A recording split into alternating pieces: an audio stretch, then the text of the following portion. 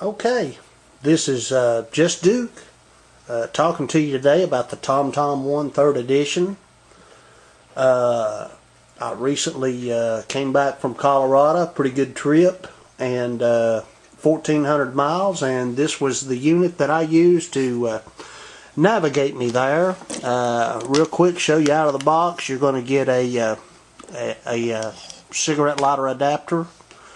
This mount along with the unit, and also just a little bit about the TomTom, a quick start guide, some of the offers that TomTom has.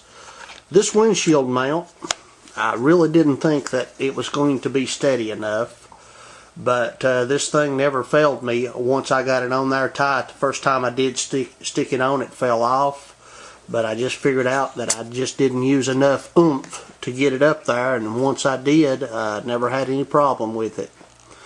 You can see the bottom there. You've actually got a little reset tab. You've got this right here would be for a dash mount, and then a USB to update it.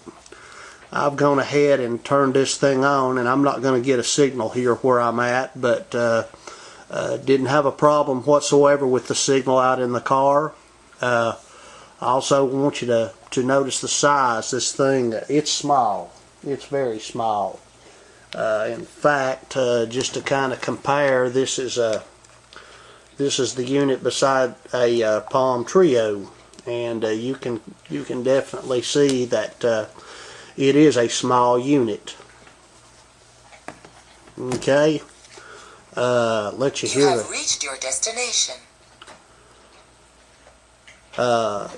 Gives you turn-by-turn spoken directions. One feature that I really do like about this is, of course, I've got my home programmed in here, and it would navigate me to home. But if I wanted to navigate to a point of interest, and I definitely used this, I can select a point of interest near me, and I selected hotel motel, and right there are the hotels and motels close to me. If I wanted to select one, I would, and it would map me on how to get just to that one. So I did use that on the trip, found that very handy. Also, if maybe that list or that particular hotel wasn't on there, I could actually type in the one that I'm hunting for. Basically, what I've done here, you can see some other features there. You can search for a restaurant or a company or a gas station or an airport or an amusement park, so forth, etc. And this point of interest is a very handy feature. I think this is pretty much standard on all of them.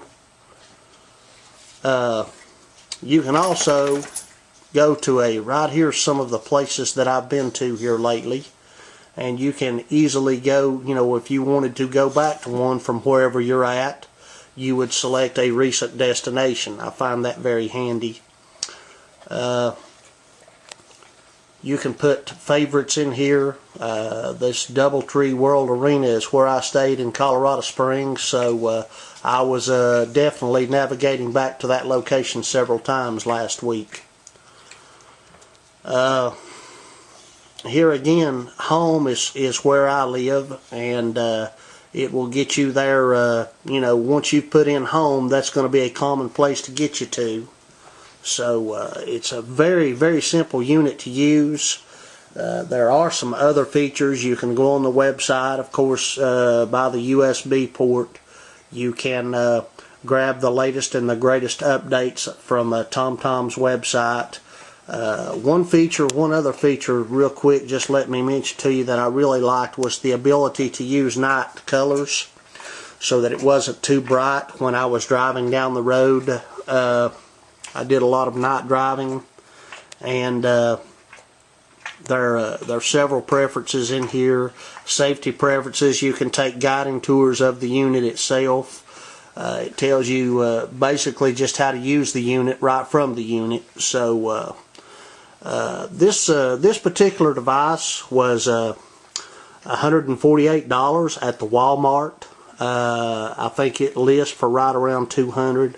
It's an excellent device. Would like to mention some shortcomings within this device. One is, first of all, I had no problems using it to navigate me from Colorado Springs to Northeast Tennessee. It did a great job at that. But in looking at some of the other units, what I have found is, like for example, the Garmin Nuvi 350 has a battery life of 8 hours, and it is slightly thinner than this. It's about the same width, the same height, but it's a little thinner. And basically you could stick it in your pocket and take it with you anywhere you wanted to go.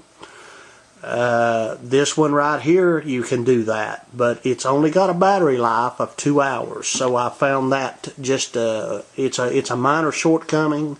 I mean, you don't really need to have a long battery life, but if you wanted to extend it outside the, say, of using it in a mobile fashion in a car, you would be very limited on that. The Garmin with that 8-hour battery life would give you more opportunity to be even more mobile. And let's see, something else that I wanted to mention. Oh, also the Garmin Nuvi 350, and here again I've seen it at a street price of $350 versus this one of a street price of $150.